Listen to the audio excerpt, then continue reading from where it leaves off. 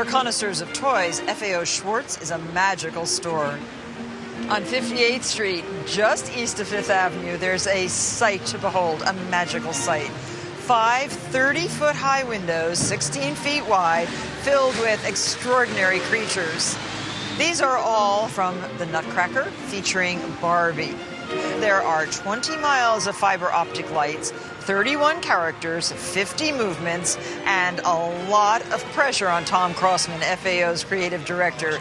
In Manhattan, it's sort of the time when the visual people really put their all into a major production. There is a feeling of competition between the different stores. It's a huge percentage of the year's budget. This year, Tom's banking his success on the #1 selling toy. Barbie, the ultimate toy. She's in her first feature-length movie, Barbie and the Nutcracker.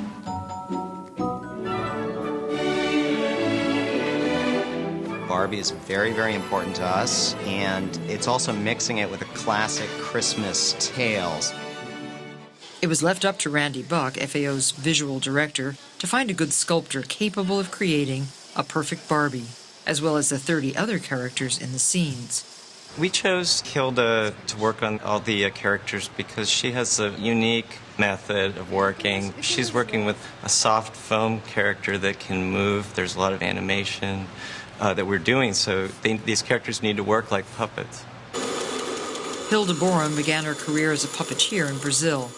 Here at her studios in New York, she starts with a shapeless block of foam and, using a bandsaw, cuts out the front, the back, and profile of the character. I use foam rubber because it's durable and flexible. Once she has formed the rough outline, Hilda will start to refine it using hand tools.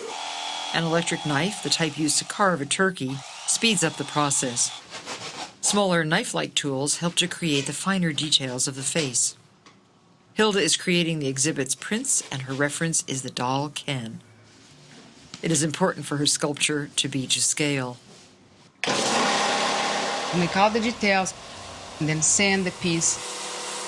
While Hilda works on this character, members of her team are hard at work at creating other characters.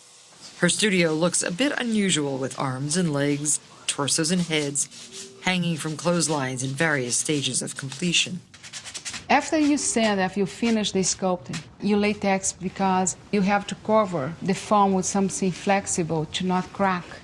You put latex, you sand a little bit more, and you put the latex to get to a point, get smooth. I cannot see the foam anymore. They look like plaster, and then after that you paint.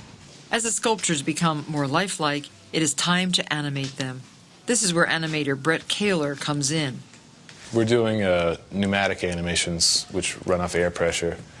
They have a valve which tells the cylinder whether to retract or extend, and then a timer that tells the valve when it should extend or retract the cylinder. The cylinders are arranged where they need to be, almost as if it were a muscle. Brett attended Rhode Island School of Design and has a degree in sculpture, which he says helps him to work with Hilda. Yeah, that looks good. That looks real now, huh? Yeah, that's nice. All of the figures are cut into pieces, then assembled back together around metal frames. Foam works very well for this purpose because it's flexible and light. Looks very good. Yeah, I think this whole arrangement here worked out. There's only really one movement, but once the whole thing's moving, it looks really good. Yeah, that's nice. Looks great. Nice. It's nice, see the gap. It's like yeah, I think it's like here, right?